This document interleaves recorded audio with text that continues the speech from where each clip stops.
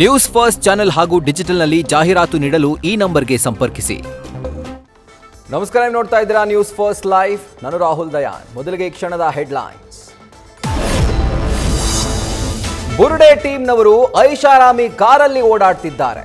Sameer AI ವಿಡಿಯೋಗೂ ಲಕ್ಷಾಂತರ ಖರ್ಚಾಗುತ್ತೆ. ವಿದೇಶದ ಫಂಡಿಂಗ್ ಇಲ್ಲದೆ ಇದೆಲ್ಲ ಹೇಗೆ ಸಾಧ್ಯ? ಹಿಂದೂ ಸಂಘಟನೆ ಮುಖಂಡ ತೇಜಸ್ ಗೌಡ ಆರೋಪ. ಪಿಎಫ್ಐ ಸಂಘಟನೆ ಕೈವಾಡ ಅಂತ ಶಂಕೆ.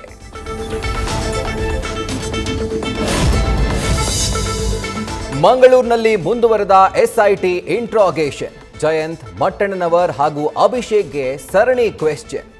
ಇತ್ತ ತನಿಖೆಯ ಕುರಿತು ಅಧಿಕಾರಿಗಳ ಜೊತೆ ಮೊಹಂತಿ ಮೀಟಿಂಗ್.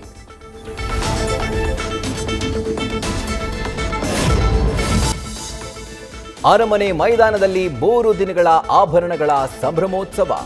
ಚಿನ್ನಾಭರಣ, ವಜ್ರಾಭರಣ ಪ್ರಿಯರಿಗೆ ಇಲ್ಲಿದೆ ಸುವರ್ಣ ಅವಕಾಶ. ಡಿಸಿಎಂ ಡಿಕೆ ಶಿವಕುಮಾರ್ರಿಂದ ಕಾರ್ಯಕ್ರಮ ಉದ್ಘಾಟನೆ. ನೀವು ಬನ್ನಿ, ಸದುಪಯೋಗ ಪಡೆದುಕೊಳ್ಳಿ.